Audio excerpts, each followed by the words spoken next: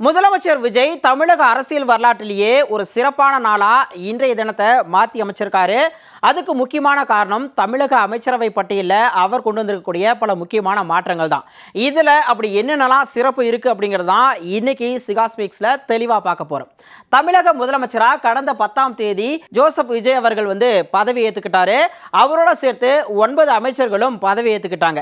ஆனால் ஒரு வார காலம் பார்த்தோம் அப்படின்னா அவர்களுக்கான இலாக்கா ஒதுக்காமல் இருந்தாங்க. ஸோ இலாக்கா ஒதுக்கினதுக்கு அப்புறமும் கூட கிட்டத்தட்ட முதலமைச்சரோட சேர்த்து 10 அமைச்சர்கள் தான் இருந்தாங்க. இப்போ கிட்டத்தட்ட 10 நாட்களுக்கு அப்புறமா தமிழக அமைச்சரவையை விரிவாக்கம் செஞ்சிருக்காங்க. ஸோ இப்போ பார்த்தோன்னா ஏற்கனவே இருந்த 10ஓட சேர்த்து இன்னைக்கு மட்டும் 23 அமைச்சர்கள் புதுசாக பதவி ஏற்றிருக்காங்க. ஸோ இதில் முக்கியமான விஷயம் பார்த்தோம் அப்படின்னா தமிழ்நாட்டில் முதல் முறையாக கூட்டணி ஆட்சி அப்படிங்கிறதும் அமலுக்கு வந்திருக்கு. ஏற்கனவே 1952க்கு அப்புறம் இப்போதான் பல வருஷங்களுக்கு பிறகு தமிழ்நாட்டில் கூட்டணி ஆட்சி அமைஞ்சிருக்கு. இன்னொரு முக்கியமான விஷயம் பார்த்தோம் அப்படின்னா 59 ஆண்டுகளுக்கு அப்புறம் இந்த தமிழக அமைச்சரவையில் காங்கிரஸ் கட்சியை சேர்ந்த 2 அமைச்சர்கள் இடம்பெறாங்க. ராஜேஷ்குமார் அண்ட் விஸ்வநாதன், இவங்க 2 பேரும் தமிழக அமைச்சரவையில் காங்கிரஸ்ல இருந்து பங்கெடுத்திருக்காங்க. அண்ட் இன்னொரு ரொம்பவே சிறப்பான விஷயங்களும் கூட நடந்திருக்கு. அது என்னன்னா தமிழக அரசியலில் பட்டியலினத்தில் இத்தனை அமைச்சர்களா அப்படின்னு எல்லாரும் வியந்து பார்க்குற அளவுக்கு ஒரு தரமான செய்தியை தாவேக்க தலைவரும் தமிழக முதலமைச்சருமான விஜய் அவர்கள் செஞ்சிருக்காரு. இந்த தமிழக அமைச்சரவை பட்டியலில் பார்த்தோம் அப்படின்னா 7 பட்டியலின அமைச்சர்கள் இருக்காங்க. ஸோ ராஜ்மோகன் பள்ளிக்கல்வித்துறை அமைச்சர், காந்திராஜ் கூட்டுறவுத்துறை, கமலி கால்நடைத்துறை, தென்னரசு வெளிநாடு வாழ் தமிழர்கள் நலன், லோகேஷ் தமிழ்ச்செல்வன் பத்திரப்பதிவுத்துறை, மதன்ராஜ் குறு சிறு மற்றும் நடுத்தர தொழில் நிறுவனங்கள் துறை, விஸ்வநாதன் உயர்கல்வித்துறை. விஸ்வநாதன் காங்கிரஸ் அமைச்சர். ஸோ பார்த்தோம் அப்படின்னா இதுவரைக்கும் தமிழக அரசியல் வரலாற்றில் ஒரு அமைச்சரவையில் 7 பட்டியலின அமைச்சர்கள் இடம் பிடிச்சிருக்காங்க அப்படிங்கிறது இதுதான் முதல் முறை ஒரு வரலாற்று சிறப்புமிக்க நிகழ்வாக பார்க்கப்படுது. அது மட்டும் இல்லாமல் பெண்களுக்கும் அதிக முக்கியத்துவம் கொடுத்துருக்காங்க இந்த அமைச்சரவை பட்டியலில். தற்போதைய அமைச்சரவை பட்டியலில் பார்த்தோம் அப்படின்னா 4 பெண்கள் அலங்கரிக்கிறாங்க. கீர்த்தனா தொழில்துறை அமைச்சர், இவர் முதற்கட்ட அமைச்சர்கள் பட்டியலில் இடம்பெற்றிருந்தாங்க. அடுத்து கமலி கால்நடைத்துறை, விஜயலட்சுமி பால்வளத்துறை, ஜெகதீஸ்வரி சமூக நலன் மற்றும் மகளிர் மேம்பாட்டுத்துறை. இந்த மாதிரி சமூக நீதி அண்ட் பெண்கள் முன்னேற்றம்னு வெறும் வாய் வார்த்தையோடு நிறுத்தாம அதை செயலியும் காட்டியிருக்காரு முதலமைச்சர் விஜய் அவர்கள். அது மட்டும் இல்லாம ஏற்கனவே ஒரு இஸ்லாமிய அமைச்சர் இருக்காரு.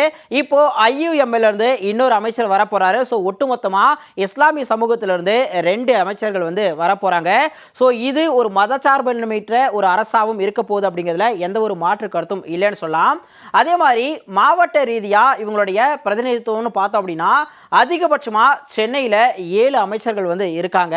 ஸோ அதுக்கு அடுத்தபடியாக பார்த்தோம் அப்படின்னா நாமக்கல்ல 3 அமைச்சர்கள் இருக்காங்க. ஸோ இந்த இடத்துல உங்களுக்கு கலர் டிஃபரன்ஸே கொடுத்துருக்கு எந்தெந்த மாவட்டங்களில் எத்தனை அமைச்சர்கள் இருக்காங்கன்னு சொல்லி. அடுத்தபடி பார்த்தோம் அப்படின்னா காஞ்சிபுரம், ஈரோடு, கோவை, தூத்துக்குடி, மதுரை அண்ட் விருதுநகர் இந்த 6 மாவட்டங்களையும் பார்த்தோம்னா தலா 2 அமைச்சர்கள் இடம்பெற்றிருக்காங்க.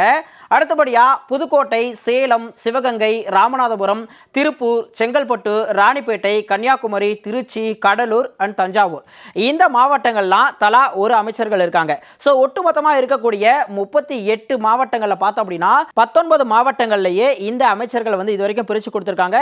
33 அமைச்சர்களை பொறுத்த வரைக்கும் பார்த்தோம்னா ஸோ இதன்படி பார்த்தோம்னா மிச்சம் இருக்கக்கூடிய 19 மாவட்டங்களில் ஒரு அமைச்சர்கள் கூட இல்லை. ஸோ அந்த மாவட்டங்கள் பார்த்தோம்னா குறிப்பாக வட தமிழ்நாட்டில் இருக்கக்கூடிய தருமபுரி, கிருஷ்ணகிரி, திருப்பத்தூர், வேலூர், திருவண்ணாமலை, திருவள்ளூர் போன்ற மாவட்டங்களில் ஒரு அமைச்சர் பதவி கூட கொடுக்கப்படலை. ஆனால் அதே மாதிரி நீலகிரி, கள்ளக்குறிச்சி, விழுப்புரம், அரியலூர், பெரம்பலூர், மயிலாடுதுறை, தேனி, திண்டுக்கல், கரூர், தென்காசி, திருநெல்வேலி, திருவாரூர் அண்ட் நாகப்பட்டினம் இந்த 19 மாவட்டங்களில் ஒரு அமைச்சர் பதவி கூட யாருக்கும் வழங்கப்படலைங்கிறது அந்த மாவட்டத்தை சேர்ந்த மக்களுக்கு ஒரு டிராபேக்காக இருக்குது அப்படின்னு சொல்லலாம். ஸோ இந்த அமைச்சரவை பொறுத்த வரைக்கும் பார்த்தோம் அப்படின்னா இதுவரைக்கும் 33 அமைச்சர்கள் பதவி ஏற்றிருக்காங்க. இன்னும் 2 அமைச்சர்கள் அதிகபட்சம் பதவியேற்க முடியும். ஸோ மிச்சம் இருக்கக்கூடிய 2 அமைச்சர்களில் பார்த்தோம் அப்படின்னா ஒன்று IUML, இன்னொரு பக்கம் VCKல இருந்து வன்னியரசு அமைச்சராக போறாரு. ஸோ இந்த 2 பேருக்கும் கண்டிப்பாக ஆதி திராவிடர் நலத்துறை அண்ட் சிறுபான்மையினர் நலத்துறை இந்த 2 இலாக்காவும் தனியாக இருக்கிறதுனால அவங்களுக்கு ஒதுக்கப்படலாம் அப்படிங்கிற ஒரு கருத்தும் இருக்கு. இந்த அமைச்சரவையில் இருக்கக்கூடிய இந்த சிறப்பான விஷயங்களை பற்றி நீங்கள் என்ன நினைக்கிறீங்க? உங்களோட கருத்துக்களை மறக்காம கமெண்ட்ல சொல்லுங்க.